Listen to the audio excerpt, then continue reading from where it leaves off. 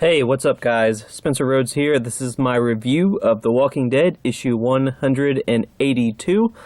This issue was really fucking good. I really enjoyed it. It had a lot of good things happen in the issue, like a lot of good things for the characters, a lot of just, positive things. Everyone's having a positive attitude. Just a lot of good things happened in this issue, which is really bizarre and kind of scary and terrifying, because that probably means that someone will die next issue, or something really bad will happen next issue, or the issue after. This tends to happen not just in these comics, but in stories in general. But when characters are really happy, it means bad shit's about to happen. In Fear the Walking Dead, when Madison, Strand, and Walker finally got that water, the next episode, their entire, farm, their entire community pretty much got destroyed by Troy. The episode before was a really happy one where they got the water to take to the community, and then the next episode, the community gets destroyed. Like, there was happy music playing and everything. Like, that's usually what happens when characters in these type of stories are really happy. That means something bad is about to happen right afterwards. So I'm really scared. I'm really scared for a couple of characters. Something bad is going to happen sooner or later. The Walking Dead, the covers of the comics, the issues, the covers, they tend to have misleading things, usually most of the time. I think once they actually showed, Tyrese having the sword to his head, and then he actually did die. But usually it's a misleading cover. There's one cover where Rick and Maggie are having a fist fight, and they did, but they like hugged and made up like 5 seconds later. And then there's this issue where it shows what's her name? Pamela Milton, the governor. I don't know what the fuck to call her. Should I just call her Pamela? Pamela, is that how you pronounce her name? But it shows her talking to John, and it was like kind of, they tried to make the cover look like John and Pamela were going to work together and have some sort of evil scheme against Alexandria Hilltop and the Kingdom, I guess. That's kind of what they wanted us to think, since John and the rest of the Saviors are sort of, they're not on great terms with the other communities. But that didn't really happen, because it turns out John really isn't that bad, because this issue kind of shows us more of him it's in a more of a positive light for the character. The issue begins with him talking to someone else, and I don't know who this is. I don't know who this character is. They might be a new character, so forgive me if it's an established character, and I just don't know who it is. They must not have had a big part in the comics, because I think it's a new character, but it's like John's kid or something. It seems like it's John's kid, and John is giving them advice about growing tomatoes and surviving, and he actually seems like a capable leader and someone who has a cool head. And then Rick, Dwight, and everyone, they actually take Pamela to the sanctuary to meet John, because Rick is taking her to every community and just showing her everything. So that includes the sanctuary. And Rick is still a little mad at John, but John actually seems cool, and Pamela offers John some things, like some sort of trading system, and he seems happy about it, and he seems reasonable. So maybe Negan was right to talk to John and calm him down and talk him out of fighting Rick. Because remember, Negan did talk to John. Negan loves to just kill people out of nowhere. He loves to just get people's guards down and kill them, but it's always for a reason. There's always a point to it. It's usually for they did something wrong, or they did something he didn't like, or they're just causing a problem. It's usually semi-justified, at least after All Out War. When he kills people, it's usually justified. Killing Alpha was justified. Killing that stupid kid that kept trying to kill Rick was justified. Negan's pretty much been a good guy, but when John attacked Alexandria, Negan actually attempted to have a diplomatic conversation with John and basically say, "Look, you're a decent guy. You don't want things to go back to the way they were. Just leave and be the leader of the sanctuary." So I guess John actually is okay, because if Negan doesn't randomly kill him and actually says that he's a decent person from his experience with John, then John probably is a decent person. So maybe the Saviors are actually going to become allies in some way, or at least stop being a threat for the other main characters, the other communities. So that's good. Like I said, there's just a shitload of good, happy things that happen in this issue. It's kind of bizarre.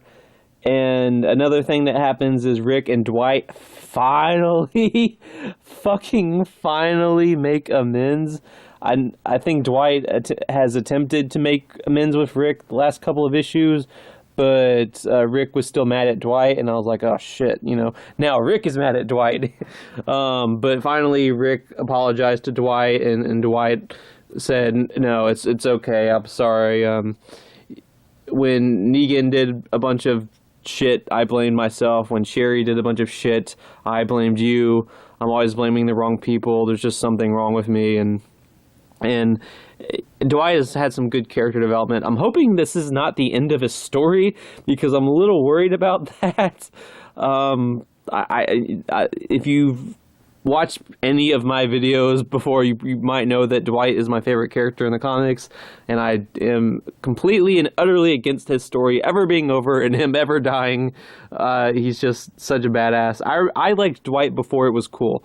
I liked Dwight back in like 2013 when he first went to Ezekiel and tried to be a double agent, and we didn't even know he was going to be a good guy. So I liked him before it was cool to like him. I remember when everyone hated him back then. No one thought he would still be alive in issue 182. But I still like him, and I want him to live to like issue 400, issue 500. I don't give a shit. And I'm kind of worried because Dwight has finally seen the error of his ways. He realizes that he's always blaming the wrong people for shit, and he's gotten his shit together, and he's happy in a relationship, which it's The Walking Dead. I mean, Glenn and Maggie were together in the TV show for a while, but Glenn had a lot of character growth he still needed, and Dwight might not need that character growth. He might have fully realized his identity and fully developed, so I'm a little worried about what they're going to do with him. I don't want him to get killed. Plus, everyone's really, really happy right now, and there doesn't seem to be any immediate threat. So, yeah, plus issue 200 is a little over, a year and a half? It's a year and a half away, pretty much. So, I'm sure something big will happen in issue 200. But I'm kind of ranting a little bit. But yeah, so far everything is going well. There does not appear to be an immediate threat. There does not appear to be a new antagonist. There's some issues between characters. Things are a little tense. For example, what's his fucking name? Pamila's guard, the black guy. Damn it, I forgot his name. But the new character that has the red armor, that's Pamila's like right-hand man, that kind of wants to kill her son and everything. He seems like a cool dude. I mean, he was literally plotting to kill Pamila's son, and Sadiq accidentally walked in on that conversation, and Sadiq was freaking out because they thought he would kill him, and he was like, no, I mean, that was just blowing some steam. So he seems like a reasonable guy, and he talked to Rick a little bit in this issue. Mercer. Sorry, I just had to take a second to fucking remember because I knew what his name was. But yeah, Mercer. Mercer was talking to Rick in this issue, and he seems like a decent guy. He seems like a chill dude. I guess they're kind of giving him and Princess a romance, possible romance. I don't know. But what else do we have? We have Rick showing Pamela all the communities he briefly shows her the kingdom. Where was it where everyone reunited and talked for a while? Wasn't that the hilltop? That was the hilltop, right? And they had rebuilt everything at the hilltop that the Whisperers destroyed, and Carl and Rick reunited. We haven't seen Carl and Rick together for, 20 months? Since there's like an issue a month. And a lot of characters reunited that we haven't seen together in a while. Pretty much everyone but Michonne and Negan. Pretty much everyone's together right now. But Pamela learns more about every community, and Maggie has some trust issues. She seemed a little angry at them. I don't know why. I guess just, new people can be dangerous. And but Maggie kind of calmed down. Rick even told her she was being rude. And Dante's got like a new look going on. He's got longer hair and more facial hair. So I guess they're changing up his look.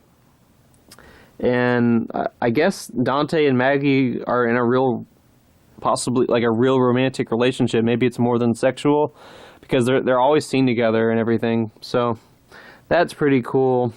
What else is there? I don't think too much happened.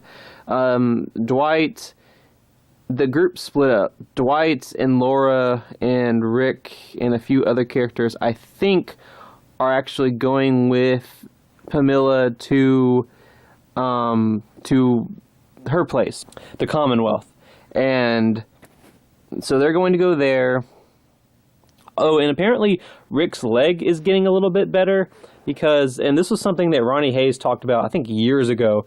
He talked about, Ronnie Hayes is a big Walking Dead YouTuber, but he talked about Rick just becoming more useful and actually becoming more of a fighter, and actually kind of rehabilitating his leg to the point to where he doesn't use his cane anymore. And that's what happened. Carl was like, "You don't have your cane anymore." And Rick's like, "Yeah, I don't think I need it anymore. I've been walking a little bit better." Like, he still has some problems, but he doesn't need the walking cane anymore. And he's gotten a bigger beard and everything. So Rick Grimes is his badass points are going up a little bit. He's growing the beard out. I think this is the longest we've ever seen his beard. And he's walking again, and he doesn't need his walking cane. So yeah, he's becoming a little bit more of a capable capable at combat, I guess. If he absolutely needed to defend himself, he's not just going to be like this old man just crying for help or something. He can actually fight back, and not having a walking cane is going to help him, so that's good. But yeah, overall, this was just a really good issue. Not too much action or anything, but a lot of happy things happened, and that makes me think that bad things are going to happen in the next issue, if not the issue after. I hope I'm wrong, and I hope Dwight doesn't die. Yeah, but there's something is boiling. Something bad is at the horizon. Something is going to go wrong sooner or later. We're getting closer and closer to issue 200.